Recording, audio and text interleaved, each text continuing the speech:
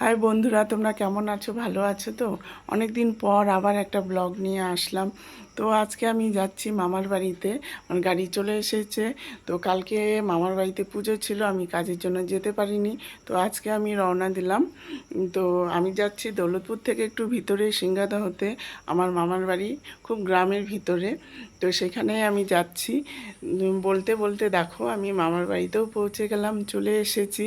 তো যেখানে আমি গাড়ি দাঁড় করালাম সেখানে দেখো একটা বটপাকুড়ের গাছ, বেশ শান্ত পরিবেশ, একদম প্রচণ্ড ঠান্ডা জায়গাটা, বটপাকুড়ের নিচে, তার পাশে বাড়ি।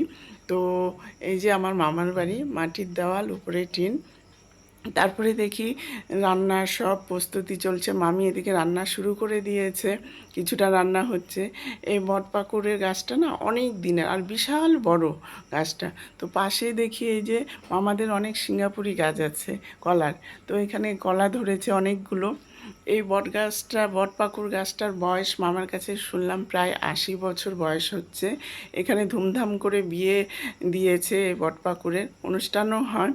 তো যতক্ষণে রান্না হচ্ছিল ততক্ষণে আমরা একটু মন্দির থেকে ঘুরে আসলাম। তো তখন দুপুর 12টা বাজে।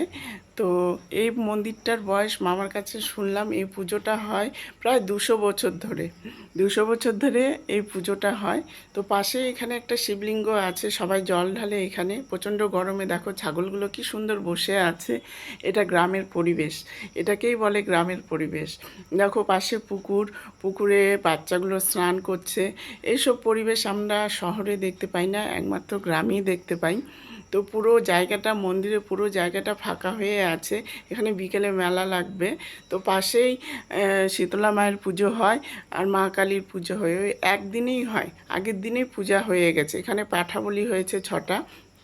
তো দেখতে দেখতে চলে আসলাম, দেখি বাচ্চাগুলো মাটি নিয়ে অনেক কিছু বানাচ্ছে। এইসব মানে দৃশ্য শহরে দেখা যায় না। আর শহরে বাচ্চারাও বুঝবে না মাটি নিয়ে কি কি বানানো যায়। তো তার পাশে দেখি একটা ছোট নদী। তো নদীর পাশ দিয়ে মা হেঁটে হেঁটে চলে যাচ্ছে। এসে দেখি মামি রান্না কিছুটা হয়েছে। এদিকে পাঁঠাবল্লি হয়েছে যেহেতু, সেহেতু মাংসের সব মশলা তৈরি হচ্ছে, ভাত মামি বসিয়ে দিয়েছে। তো এদিকে দেখো মাংস কাটা হয়ে গেছে, সব রেডি, মশলা রেডি। তো এখন মামি রান্নাটা শুরু করবে। মামি এদিকে রান্নাও বসিয়ে দিয়েছে। আর আমাকে বলছিল, এগুলো ভিডিও করছিস কেন, কি করবি?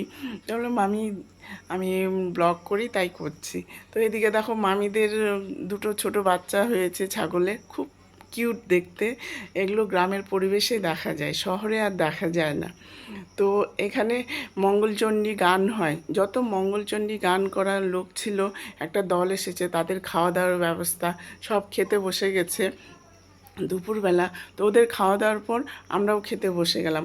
মামার বাড়িতে গেছি কলার পাতায় খাবো বলে। তো কলার পাতায় পাঁঠার মাংস, ভাত, সে কি মজা! সেই খেতে যখনই যাই মামার বাড়িতে তখনই আমি কলার পাতায় করে খাই, সেই মজা লাগে। অনেক দিন পর কলার পাতায় খাচ্ছি।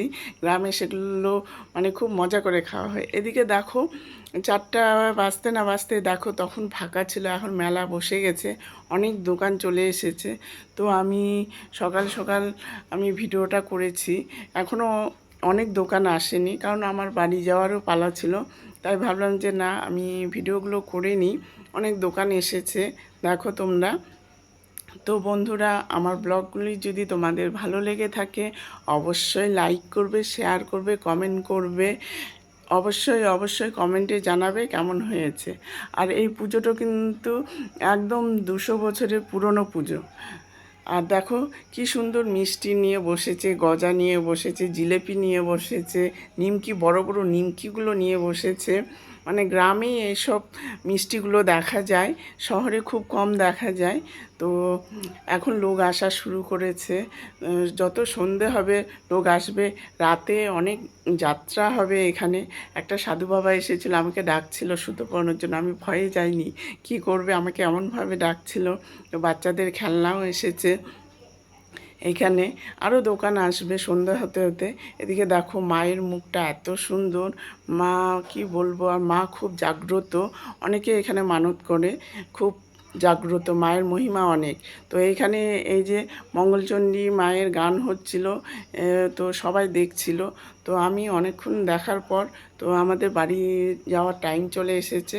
তো বন্ধুরা, আমি বাড়ির দিকে রওনা দিলাম। তোমরা ভালো থেকো, বা